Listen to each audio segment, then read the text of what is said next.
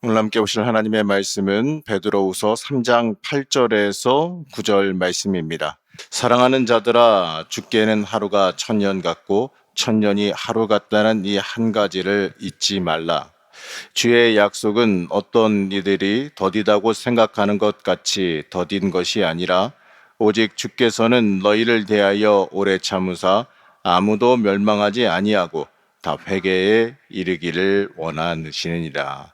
아멘. 하나님의 은혜가 함께하기를 축복합니다.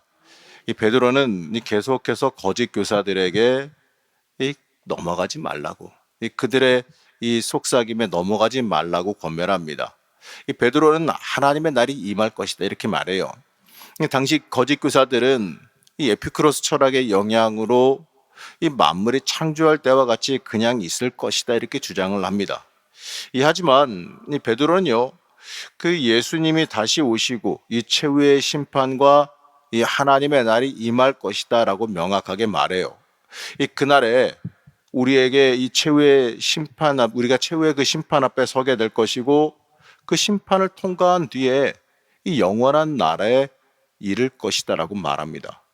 자, 맞습니다. 우리는요, 그 영원한 나라를 소망하며 살아가는 사람들이 맞아요. 우리는 이런 종말 신앙을 가지고 살아가야 되는데, 이러한 이 종말 신앙은요, 우리가 이 땅에서 어떻게 살아가야 될지 여기에 대해서 인생의 방향을 잡아주게 됩니다. 이 땅의 삶이 끝이 아니기 때문에 우리는 더더욱이 이 영원한 삶을 꿈꾸며 살아갈 수 있어야 됩니다. 그 삶을 위한 삶을 우리가 이 땅에서 살아가야 되기 때문에 그래요. 그렇기 때문에 우리는 이 땅에서 더더욱 의롭게 살아갈 수 있어야 됩니다. 자, 우리는요, 하나님의 말씀 따라가는 삶, 바로 의로운 삶을 살아갈 수 있어야 돼요. 이 하나님의 말씀을 인생의 표준으로 삼고 살아가야 됩니다. 그러할 때에 우리는 우리를 미혹하는 이것들에게서, 이 약한 것들에게서 안전할 수가 있게 되는 겁니다. 베드로는 이제 그 거짓 교사들의 주장을 반박해요. 그들은 우선 이 말씀의 능력을 부정합니다. 그들은 이 창조는 인정을 해요. 자, 그렇다면 하나님의 말씀의 능력으로 창조를 가능하게 했다면 이 동일한 능력으로 심판도 가능하시는 거 아닐까요? 이들은요, 자신들의 주장을 앞세우기 위해서 심지어 무슨 짓까지 하냐면 하나님의 전능하심까지도 부인합니다. 이 땅에서 자신의 이 쾌락을 추구하며 살기 위해 이 궤변을 늘어놓는 것에 불과한 거예요. 이들의 말은, 이 거짓 교사들의 말은요. 우리는 이 주변에서 이러한 사람들 때때로 만나기도 합니다. 신앙인이다라고 말하면서 각종 누릴 것과 대접은 다 받기를 원하면서 이 희생과 섬김의 삶은 거절하는 사람들을 보게 돼요. 그 이유가 뭐냐 들어보게 되면 재밌는데, 여러 가지 이유를 말하지만 결론적으로 보게 되면 나한테 유익이 안 된다는 겁니다. 큰 말로 귀결돼요. 한마디로 누릴 것만 다 누리고 내가 희생할 건 하지 않겠다라고 하는 말입니다. 자, 이러한 사람들은 예수 만난 사람이 아니죠. 변화된 사람이 아닙니다. 그저 예수 믿는 사람 흉내내면서 열매나 따먹겠다라고 하는 이기적인 사람에 불과하다는 거예요. 하지만 이러한 사람들은요, 결국 아무것도 얻지 못한다는 사실을 잊지 말아야 됩니다. 자, 어떤 사람들은요, 하나님의 심판이 지금 바로 막 이루어지지 않으니까 심판이 없는 거 아니냐 이렇게 말하기도 해요. 여기에 대해서 베드로는 명확하게 말하는데, 이 8절에서 9절 말씀 보시게 되면, 다시 한번 보시게 되면 이렇게 읽을 수가 있습니다. 주의 약속은 어떤 이들이 더디다고 생각하는 것 같이 더딘 것이 아니라 오직 주께서는 너희를 대하여 오래 참으사 아무도 멸망하지 아니하고 다 회개하기에 이르기를 원하시느니라.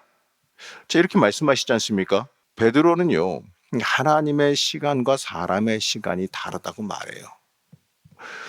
죽게 하루가 천년 같고 천년이 하루 같다라고 말씀하지 않습니까? 그리고 그 이유가 뭐냐? 방금 본 말씀처럼 사랑하는 자들에게 그 이유가 있어요. 이 사랑하는 자들에게 오래 참으심으로 기다려 주시기 때문에 그래요. 심판이 늦어지는 것은 우리를 구원하려는 하나님의 의지를 담고 있기 때문에 그래요. 하나님께서 모든 사람들에게 이 구원의 길을 발견하도록 기회를 주시길 원하신다는 거죠. 바로 하나님의 이러한 사랑의 의지의 표현으로 이걸 읽을 수가 있어야 됩니다. 하지만 잊지 말아야 되는 건 하나님의 오래 참으심은 영원하진 않아요. 이 종말의 때가 언제 올지 우리 알지는 못합니다. 언제 도적같이 임할지는 몰라요. 예수님께서 승천하신 지 이미 2000년이 지났지 않습니까? 그래서 더더욱 이 재림에 대한 말씀과 이 심판에 대한 말씀을 어떻게 보게 되면 좀 이질적으로 듣거나 너무 뜬구름 잡는 거 아니냐 이렇게 여기기도 하죠. 하지만 여러분 틀림없이 그날은 임합니다. 다만 언제 올지 우리가 알지 못한다라는 거죠.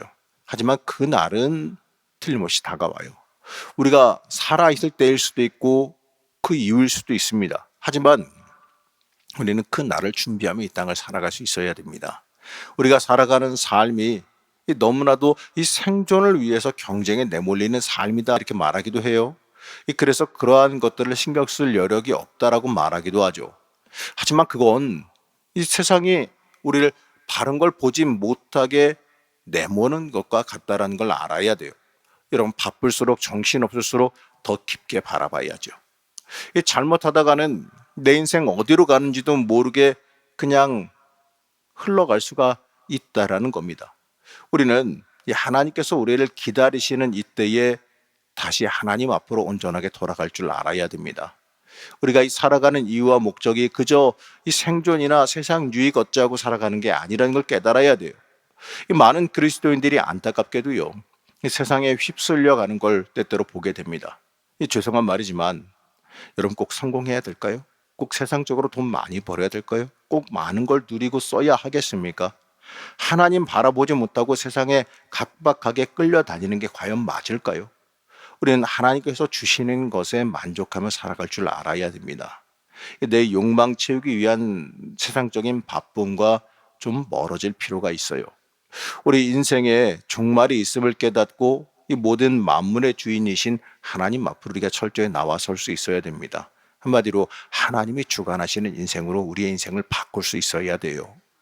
그렇기 때문에 하나님 앞에 철저하게 나와서 회개하고 돌이킬 수 있어야 됩니다. 사랑하는 성도 여러분, 여러분의 주인이 누구십니까? 여러분의 인생이 어디로 향하고 있고 여러분은 무엇을 위해서 살아가고 있습니까?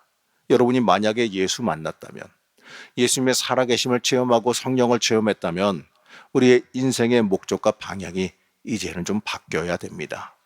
이 땅의 유익이 아니라 이 영원한 생명을 따라 살아갈 수 있어야 돼요. 그 길이 우리가 가야 하는 길이고 우리가 봐야 되는 영원한 삶입니다. 이 하나님의 의를 따라 하나님의 나라 바라보면서 순전하게 살아가시기를 시간 간절히 축복합니다. 오늘 주일인데 이 주일에 우리가 예배 드리고 또 하나님 앞에 설 때도 우리가 하나님 앞에 나를 드리는 시간, 하나님 앞에 온전히 엎드리는 시간, 하나님 만나는 시간 되시기를 축복합니다. 잠시 기도하겠습니다. 우리의 길과 진리가 되신 하나님, 지금도 참고 기다리시는 하나님의 사랑이 우리에게 있음을 바라봅니다. 이 하나님의 은혜 안에서 내가 살아가고 있음을 철저히 고백합니다. 이 하나님의 사람으로서 이 땅에서 합당한 삶을 살아가게 허락하여 주시옵소서. 우리를 붙잡아 주셔서 이 세상의 유혹에 넘어가지 않게 하여 주옵시고 하나님의 사람으로 순전하게 거듭나는 은혜가 우리의 삶 가운데 충만하게 임하게 허락하여 주시옵소서. 오늘도 기도하는 중에 하나님 만나고 하나님 앞에 바르게 서는 은혜가 있게 하여 주옵시고 오늘 하루도 하나님의 사람으로 굳건히 서는 역사가 있기를 원하오며 거룩하신 예수님의 이름으로 간절히 기도드렸습니다. 아멘.